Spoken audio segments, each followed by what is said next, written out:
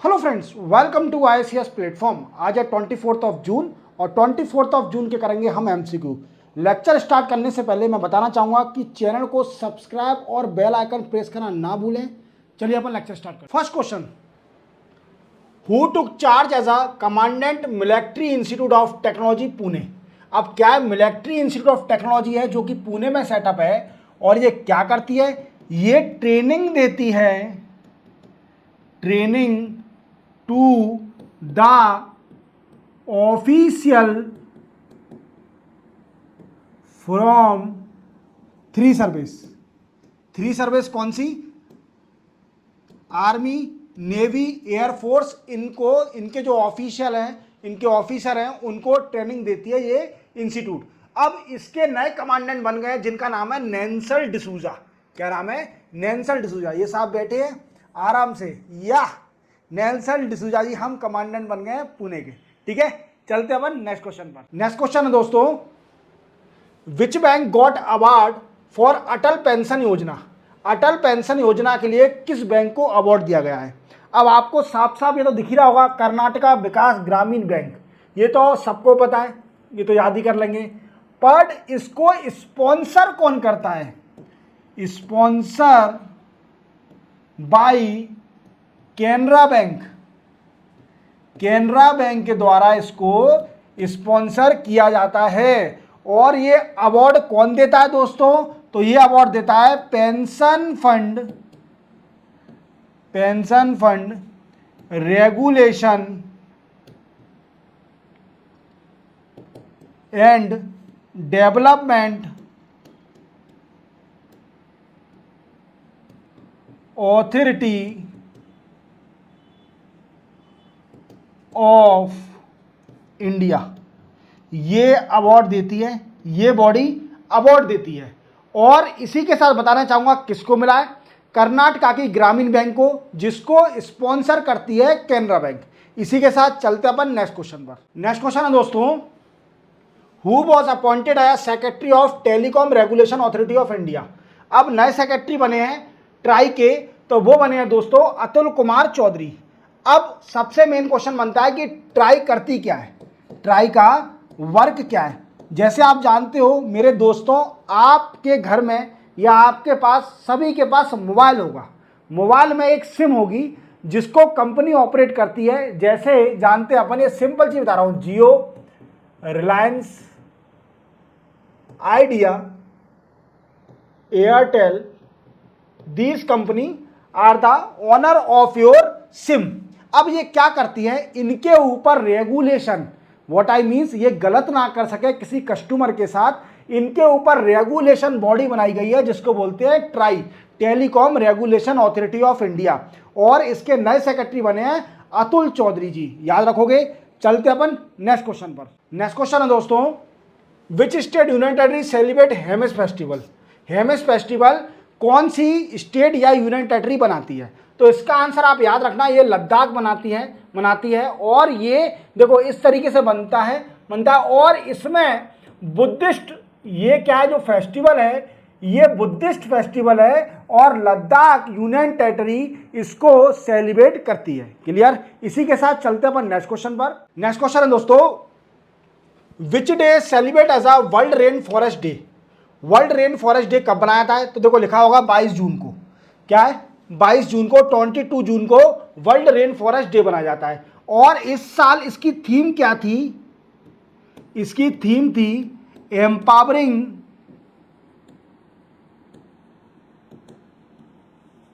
In defence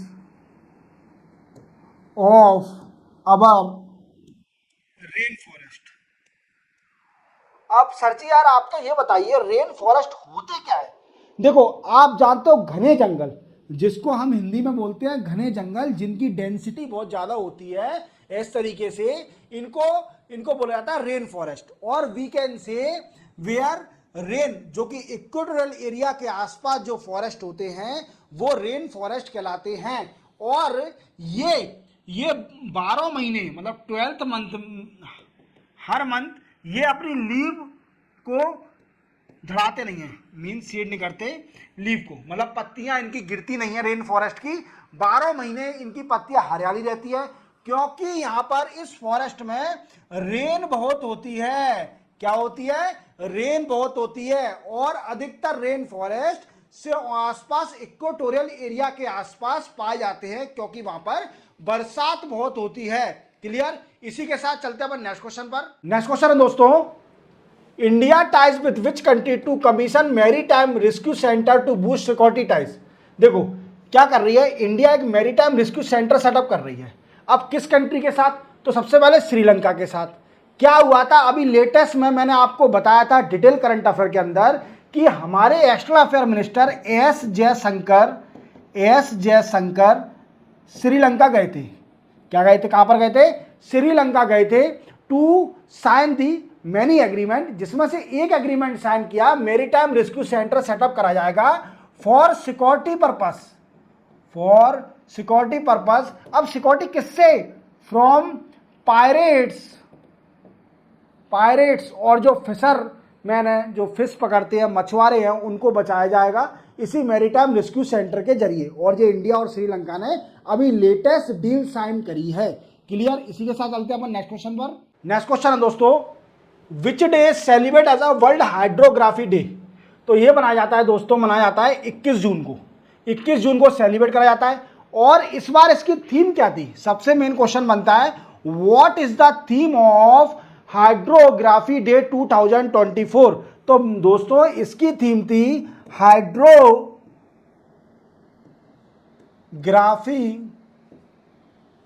information enhancing safety efficiency and sustainability in marine water. अब देखो बच्चों, ये तो थीम हो गई। अब ये होता क्या है? तो देखो हाइड्रो क्या होता है? Hydro is a related to water. और ग्राफी क्या होती है?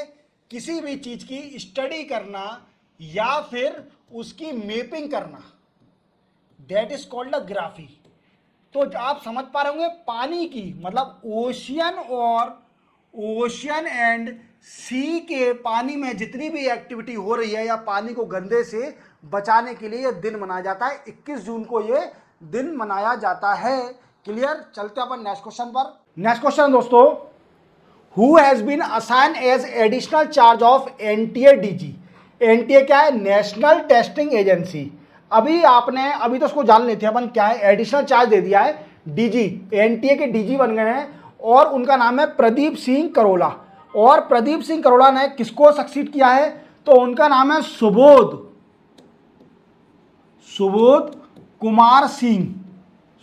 कुमार सिंह। अब इनको हटाया क्या? आपने अभी न्यूज़ इंडिया में सुन रहे होंगे कि नीट का एग्जाम लीक हो गया था और कई सारे बच्चों को प्रभाव पड़ा था इससे, जो नीट का एग्जाम देते हैं। क्योंकि नीट का एग्जाम बहुत छोटा मोटा एग्जाम नहीं है, वो भी एक यूपीएससी लेवल का ही एग्जाम है। वो भी आदमी पूरे 4-4, 2-2 साल, 3-3 साल मेहनत करता है, जब फाइनली निकाल पाता है उसमें से कुछ निकाल पाते, कुछ नहीं निकाल पाते। जो 5-5 साल तैयारी करने के बाद भी नीट का एग्जाम नहीं निकाल पाते, तो उसी को रिलीफ मतलब अब पाया गया कि उसमें एक धांधलेबाजी हुई, तो सुबोध कुमार सिंह जी को हटा दिया कि आपने अच्छी तरह से स्क्रूटनी नहीं करी, आपके होते हुए भी डीजी पेपर लीक कैसे हो गया। तो इसका मतलब कुछ ना कुछ तो है। तो इनको हटा के प्रदीप कुमार करोला जी को नया डीजी बनाया है नेशनल टेस्टिंग एजेंसी का। क्लियर? इसी के साथ चलते अपन नेक्स्ट क्वेश्चन पर। नेक्स्ट क्वेश्चन है दोस्तों, who was appointed as a pro tem speaker of Lok Sabha. देखो प्रोटर्म स्पीकर ऑफ लोकसभा है, ये कौन बने हैं? भर्तृहरि महातब। और ये एक बात याद रखना, ये 7 टाइम मेंबर ऑफ पार्लियामेंट रह चुके हैं, मेंबर ऑफ पार्लियामेंट एमपी इन लोकसभा। और ये उड़ीसा स्टेट से आते हैं और इनके father farmer CM of Orissa थे। जिनका नाम था हरे कृष्णा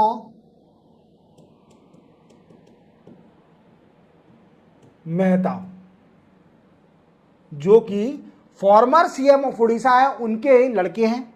ठीक है, ये सन है उनके।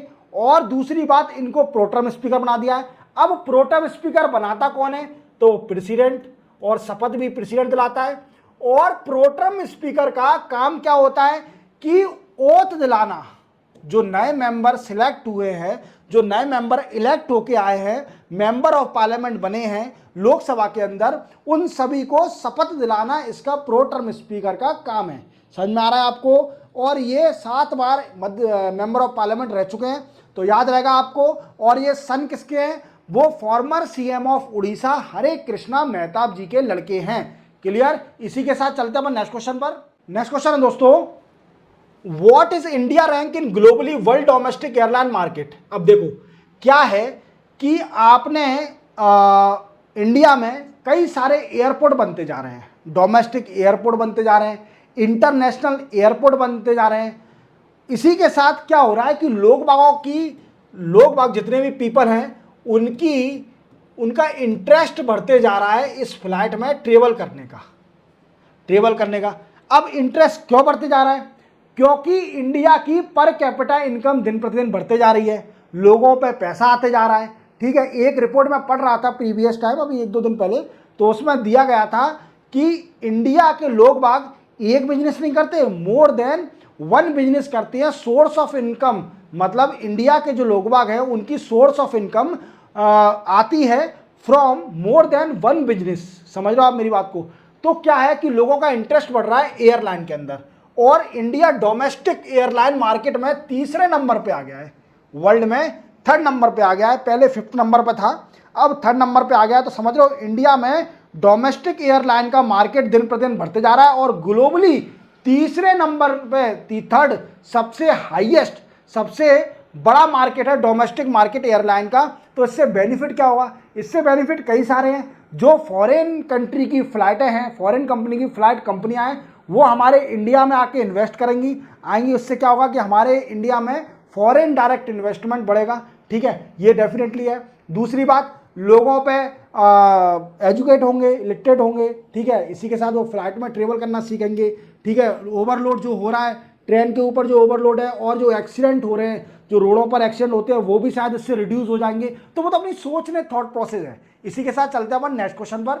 नेक्स्ट क्वेश्चन है दोस्तों, which day celebrate as a united nation public service day. Public service day क्या होता है कि जैसे आप किसी भी पर्सन की मदद करते हैं या सर्विस देते हैं, मदद करते हैं, that is called a public service. ठीक है, अब वो दिन मनाया जाता है मेरे दोस्तों 23rd ऑफ जून को। 23rd ऑफ जून को United nation public service day मनाया जाता है। क्लियर? याद रहेगा। चलते अपन नेक्स्ट क्वेश्चन पर। नेक्स्ट और लास्ट क्वेश्चन है आज का कि which central Asian country ban हिजाब एंड अदर एलियन गारमेंट। देखो आप जानते हो ये कहाँ के दिख रही हैं लड़कियां, ये ताजिकिस्तान कंट्री है जिसने हिजाब को बैन कर दिया है, और जितने भी एलियन गारमेंट हैं, एलियन गारमेंट उसको भी बैन कर दिया है। मींस मुस्लिम के में हिजाब पहना जाता है लेडीज में, तो वो ताजिकिस्तान कंट्री है, पहली सेंट्रल एशियन कंट्री है, सेंट्रल एशियन कंट्री जिसने हिजाब को बैन कर दिया है। और जो एलियन गारमेंट है, जैसे कुछ भी बाहर का दूसरे देश की वेशभूषा या वो पहनना, वो भी बैन कर दिया है। ठीक है, पार्लियामेंट में पास हुआ, मजलिस में, शायद ताजिकिस्तान में मजलिस बोला जाता है उनकी पार्लियामेंट को, वहाँ पर एक बिल पास हुआ और इसको बैन कर दिया, हिजाब को और एलियन गारमेंट को। इसी के साथ 24 ऑफ जून के करंट अफेयर के एमसीक्यू कंप्लीट होते हैं। मिलते हैं हम कल 25 ऑफ जून के नए करंट अफेयर एमसीक्यू के साथ। इसी के साथ मैं बताना चाहूँगा कि चैनल को सब्सक्राइब और बेल आइकन प्रेस करना ना भूलें, और वीडियो हमेशा लास्ट तक देखें। ठीक है, मिलते हैं हम कल, तब तक के लिए जय हिंद।